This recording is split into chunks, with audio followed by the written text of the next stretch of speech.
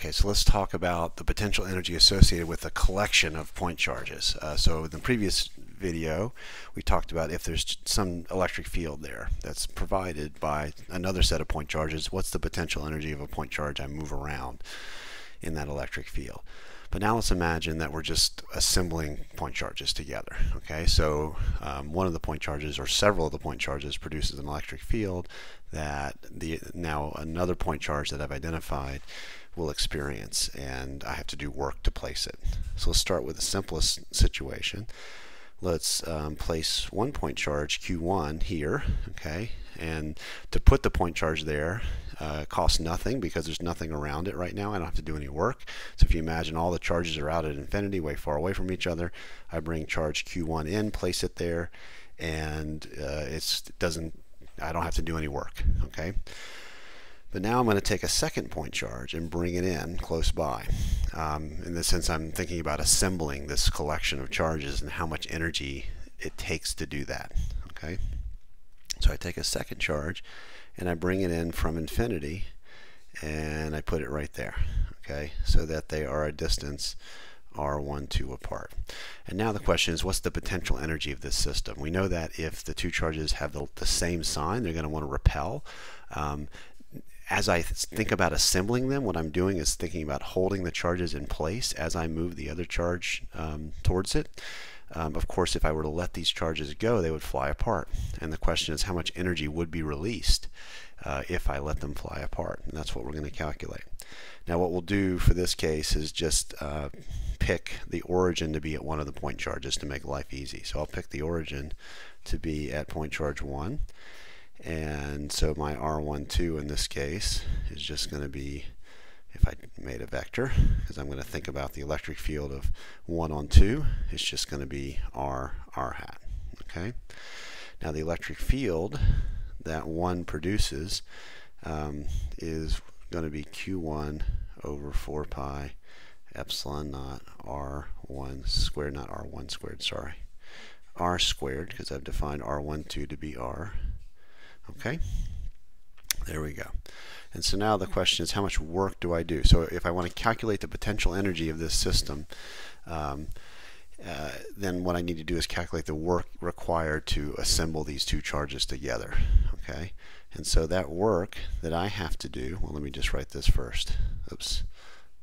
Okay, the work, the change in the potential energy, okay, of the system by bringing these two charges together is the same as the work that I do to assemble it, which is the opposite of the work that the charge Q1 does on Q2 as it's being moved in. Okay, so that'll be Q2 E1 dot dl. Okay, and what I'm going to do is bring it in from infinity. So now I have to be very careful about how I write down this integral in the way that to get the sign right. Okay, now you can always figure out the sign from your intuition. So you know that if these two charges have the same sign, that if I bring them together, they're not going to want to stay together. So I have to I have to do work, okay, to bring these charges together because they're repelling all the way. And therefore, the change in potential energy of the system better be positive, or the work that I do better be positive in the end, okay?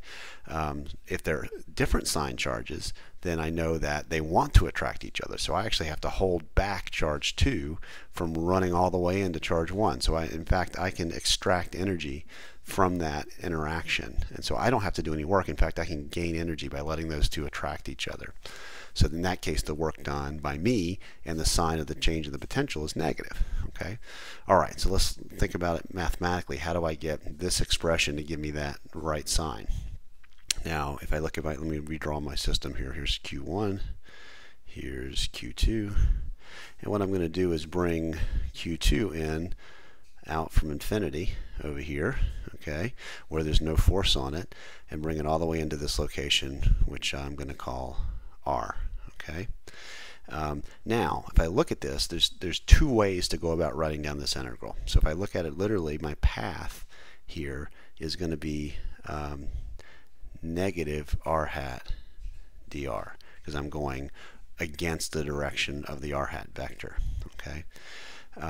Now if I write it this way, I can't double count that path direction by then saying my integration limits go from infinity to r. That turns out to double count the sign. So either you can set your integration limits based on the path, or you can introduce a sign into DL to account for the direction of the path. You can't do both, okay? So if I choose to set my path like this, the way that I think about doing it is that the sign of the path is built into my integrand, and the integral needs to start from the low and go to the high if I do it that way, okay? Again, if that's confusing to you, just remember when you're all done, check the sign and make sure it's consistent with your intuition. And it's perfectly acceptable at that point to say, I know it has to be negative, and I'll flip the sign. I prefer you get it right in the math too, but always check with your intuition.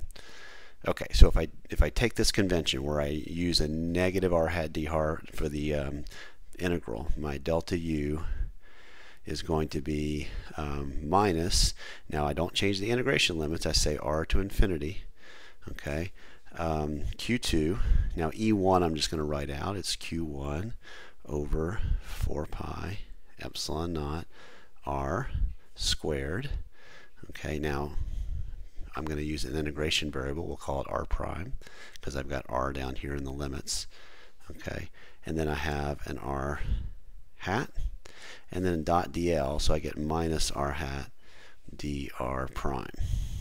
Okay.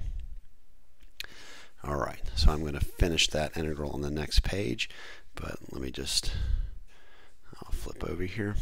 Okay, so the change in potential energy by bringing these two charges together is then going to be integral from r to infinity of q1, q2 over 4 pi epsilon naught r prime squared dr prime. Okay, the minus sign goes away because of that additional minus sign from the path direction. And I can integrate this. This becomes minus q1, q2 over 4 pi epsilon naught r. Okay. Integral of 1 over r squared, just minus 1 over r. And I'm taking this from r to infinity. So I have this pesky minus sign here that I wouldn't expect if the signs have the charges have the same sign, but that's going to go away with my integration limit. So if I now evaluate that at the integration limits, the top limit here will give me 0, and then I subtract the bottom limit, and so that gives me the following: q1, q2 over 4 pi epsilon naught r. Okay, so I get a positive value for the potential energy change for signs of charges of the same sign, okay, as expected. All right, so I think about this as the energy required to assemble these two charges together, okay?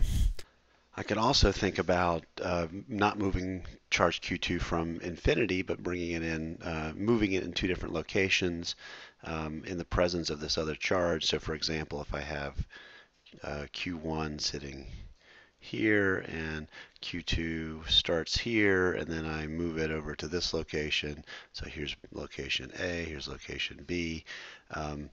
Again, because it's a conservative, excuse me, a conservative force, the path that I take doesn't matter in terms of how much energy I have to expend. But in this case, just to be clear, this situation is where I bring charge 2 in from infinity. In this situation I've drawn here, the change in the potential energy will be the potential energy at B minus the potential energy at A. And I can, go through and do the integral in the same way we just did, and you'll find that it goes as Q1, Q2 over 4 pi epsilon naught 1 over RB minus 1 over RA. And this is consistent, of course, with what we've written above, because there we took RA to be infinity. Okay, and that goes away. We just get 1 over R. Okay. Now, this is the case for 2-point charges, but let's imagine now having many more than 2-point charges. Maybe not many more, but we'll have more than. There's several questions we can ask in that scenario. I can ask the same question I started with, which is how much energy does it take to bring all those point charges together? Let me put that question off for a second. Let me instead say, if I already have assembled a set of charges here, okay, and these charges I'm going to call big Q, just to keep consistency with what we did for the electric field. And so there's the QI here. Each one of these has a number, 1, 2, 3, 4, 5. And they're already there, and they're producing an electric field. And that electric field is felt by another point charge, which I'll call little q, which I am bringing in from some location. And we might as well think about bringing it in from infinity. We can think about moving it from A to B, and we'll get the same kind of answer as we got above here, that we got in this case up here. Okay, but let's think about bringing it in from infinity.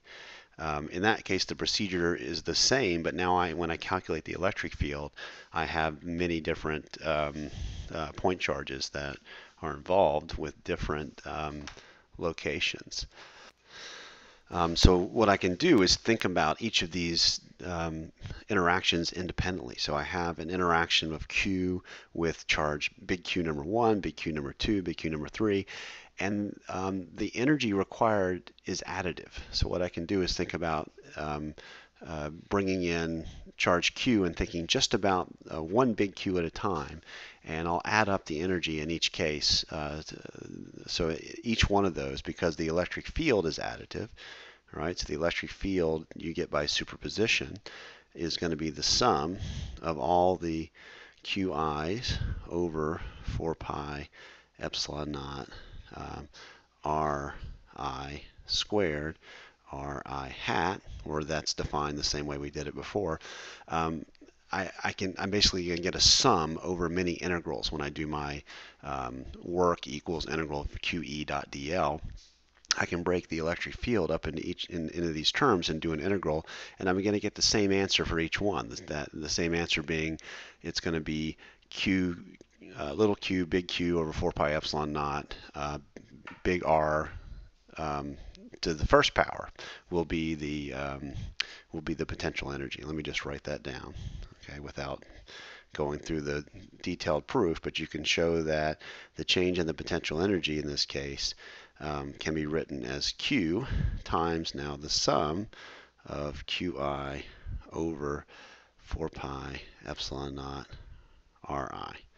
Okay, where again this quantity Ri is the distance from my Q. Here, if I draw it this way. Okay, here's the QI, here's my Q. This is what I called R prime before, and this is R. And here is the vector Ri. Okay. All right, and so we have this, now this is to calculate the potential energy change of a single point charge moving in the presence of many other point charges. This would be the expression that we would use. Okay. Now this is going to lead to, and I'll talk more about this in class, the same kind of argument we made for electric field. So we had a similar expression for the force on a particle, where we had Q times the sum of something over all the other charges, and we called that thing the electric field. We're going to call this thing that is under the sum here, we're going to end up calling that the electric potential. Okay, so that the change in potential energy is going to be Q times what we'll call the electric potential. And I'll pick that up in class.